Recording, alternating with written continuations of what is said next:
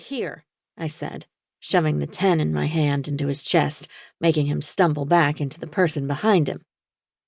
The lid on his coffee popped off when he squeezed it in his hand, making it go down the front of his shirt.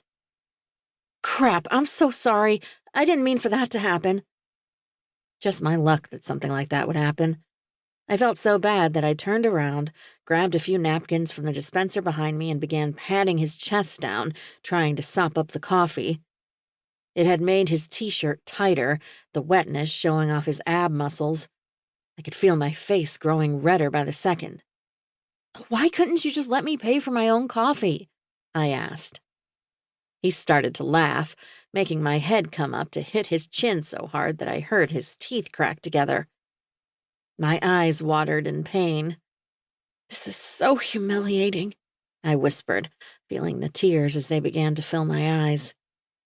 My hand went to the top of my head where a large bump was forming. Let me see your head, babe, Mr. Hot Guy said quietly, pulling me towards him. He took my coffee out of my hand and handed it to the guy I had pushed him into. He held my wrist, pulling me over to the side. You know, now I need your name and number for insurance purposes, right? It took a second for me to realize what he said, and once I got it, I started to laugh. I hope that's not a pickup line. Looking around, I noticed a lot of people were watching us. Do you live around here?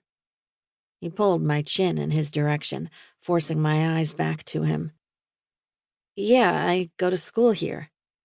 He nodded, biting his lip. What's your name? Lily. Yours? You look like a Lily. Do I? Yeah.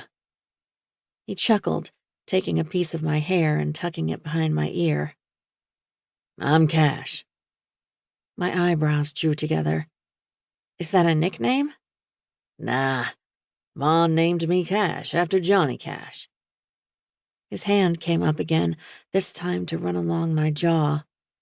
I thought it was odd that he kept touching me, but I couldn't find it in myself to tell him to stop. So, I'm going to need your number. For what? Well, I need to call you to make sure that you haven't got a concussion. I think I'm okay, I laughed, looking over at the guy he came in with. He was looking down at his phone, smiling. Here, come meet my brother.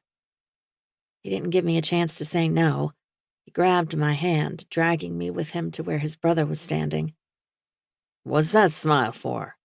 Cash asked his brother, who finally looked up from his phone.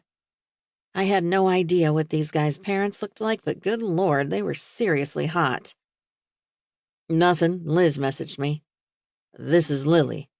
Lily, this is one of my brothers, Trevor. Nice to meet you, his brother said with a slight smile, but I couldn't think of anything except the way Cash's hand felt against my lower back. Hi. I took a breath, trying to get a grip. I need to go. It was nice meeting you both. Again, I'm really sorry about the coffee and the headbutt. They both laughed at the same time. Cash's fingers grabbed onto the back of my sweater, holding me in place. It's fine, I'll walk you out. Trevor handed me back my coffee. I gave him a small nod, leaving the shop with Cash. Once we were outside, he let go of my sweater, grabbing my hand. I didn't know how to react to this kind of attention. It felt like a hive full of honeybees had taken flight inside my stomach. Do you have a phone? He asked, his body so close I could smell the light scent of his cologne. He smelled like the outdoors and sunshine, the warmth of his body absorbing into mine.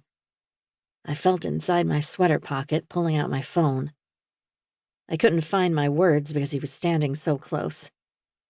His fingers slid my phone from my hand, his touch tingling through my system like a hot-wired fence. He started dialing a few numbers before his phone started ringing from his pocket. Now I can make sure you ain't got a concussion. He smiled, showing off 2 dimples. I couldn't help but smile back. Shaking my head, I cleared my throat. It was nice meeting you, Cash. I took a step back, seeing his brother stepping out of the coffee shop.